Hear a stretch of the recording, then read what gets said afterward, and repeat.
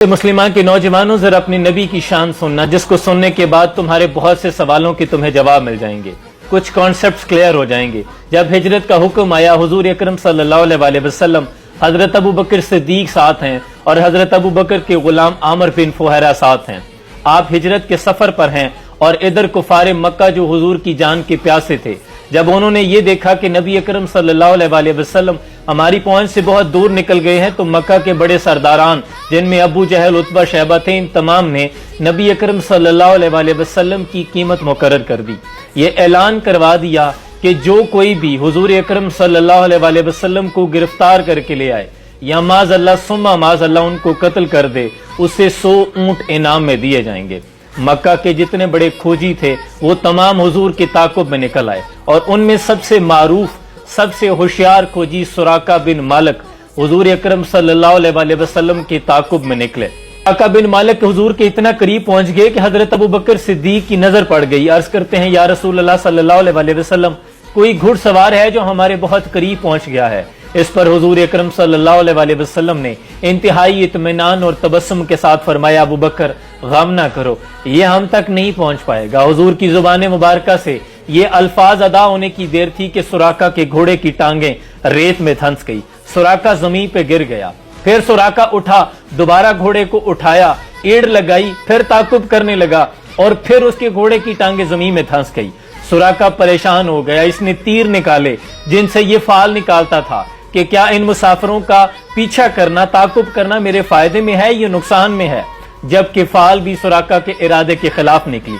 सुराका ने फाल का भी ख्याल न किया, इनाम को जहन में रखा और लालच में दोबारा उठा, घोड़े को एड़ लगाई, आगे बढ़ने लगा कि दोबारा घोड़े की टांगें धंस गई।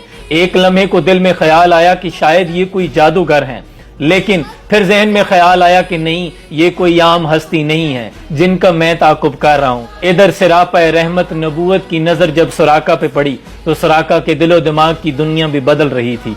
सुराका कहने लगा कि ए अल्लाह के रसूल, आप दुआ फरमा दीजिए मेरे घोड़े की टांगे निकल आए, मैं आपको कोई नुकसान नहीं पहुंचाऊंगा। हुजूर ने दुआ फरमाई, सुराका के घोड़े की टांगे निकल आई। सुराका करीब आया और आके अर्ज करता है, ए अल्लाह के रसूल, आप मेरा घोड़ा ले लीजिए, ये सामान मुझसे ले लीजिए, मैं आपको कोई नुकसान नहीं पहुंचाऊंगा और मुझे यकीन हो गया है कि एक रोज आप इक्तदार में आ जाएंगे। मुझे अमान लिख दीजिए कि जब आप इक्तदार में आ जाएं, जब आपका दीन गलबा पा जाए तो मुझे अमान दी जाए, मुझे लिख कर दिया जाए।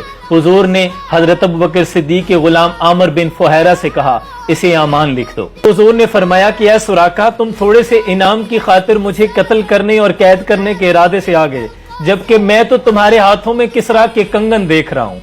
कुर्बान जाऊं हुजूर की फरासत पे कि उस वक्त शाह ईरान किसरा एक बहुत बड़ी सुपर पावर थी और बज़ाहिर मुसलमानों के पास उस वक्त हुजूर के पास कोई लश्कर नहीं, कोई फौज नहीं, एक भी गांव फतह नहीं हुआ। और इतने साल पहले हुजूर फरमा रहे हैं कि सुराका, मैं तो तुम्हारे हाथों में किसरा के कंगन देख रहा हूं।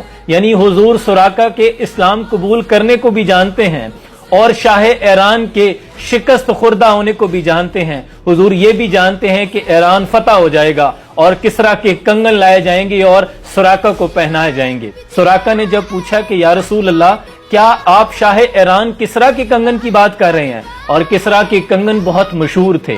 शाह ईरान वो जब अपनी कोई बात करता था, फैसला सुनाता तो अपने कंगन लहराया करता था। मोटे मोटे सोने के उसने कंगन पहने हुआ करते थे। जब वो आपस में टकराते थे उनसे एक आवाज गूंजती थी जो उन कंगनों की इर्द गिर्द के इलाकों में वजह शोहरत थी। और हुजूर तब फरमा रहे हैं कि सुराका, मैं तुम्हारे हाथों में शाह ईरान के कंगन देख रहा हूँ। सरकार का दर है दर शाह तो नहीं, जो मांग लिया और भी कुछ मांग, और दे सकते हैं क्या कि वो कुछ दे नहीं सकते। ये बहस न कर, होश में आ, और भी कुछ मांग। सुल्तान मदीना की जियारत की दुआ कर, जन्नत की तलब चीज है क्या, और भी कुछ मांग। सुराका यहाँ से वापस पलटे और आकर तमाम लोगों को कहने लगे कि इस तरफ तो मैं देख आया हूँ, मुझे कोई नहीं मिला, तुम दूसरी तरफ देखो।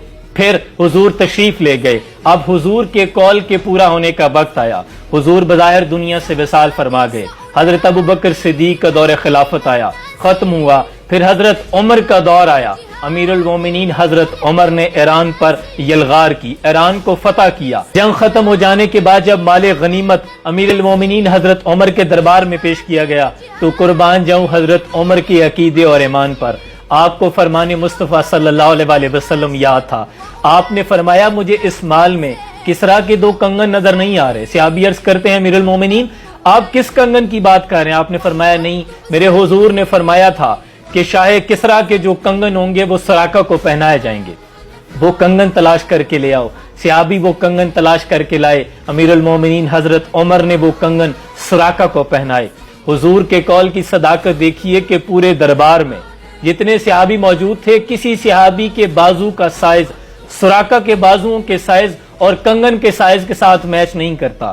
کسرا کے بازو اور ہاتھ کا جو سائز تھا ہو بہو وہی سائز سراقہ بن مالک کے ہاتھ اور بازوؤں کا سائز تھا۔ وہ کنگن صرف اور صرف سراقہ کے ہاتھوں پہ پورے آئے۔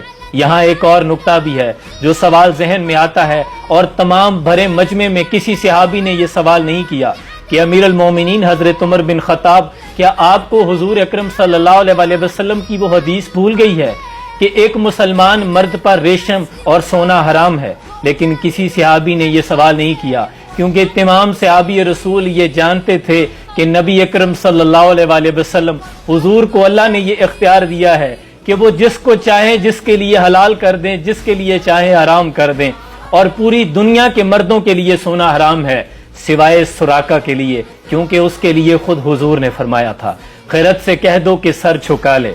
خیرت فارسی میں عقل کو کہتے ہیں۔ شاعر کہتا ہے کہ خیرت سے کہہ دو کہ سر جھکا لے، گما سے گزرے گزرنے والے، یہاں خود پڑے ہیں جہت کو لالے، کوئی کیا بتائے کدھر سے آئے کہاں گئے تھے، سراغ عین و متا کہاں تھا، نشان کیف و الا کہاں تھا، نہ کوئی ساتھی نہ کوئی راہی، نہ سنگ منزل نہ مرحلے تھے، کمان امکان کے چھوٹے نقطوں تم اول آخر کے پھیر میں ہو، محیط کی چال سے پوچھو کدھر سے آئے کہاں گئے تھے، کوئی حد ہے ان کے عروج کی، بالا غل و لاب کمال ہی۔ ابھی بھی بہت سے لوگ ہیں جو حضور کی شان بیان کرتے ہوئے بھی جن کے ایمان متزلزل ہوتے ہیں۔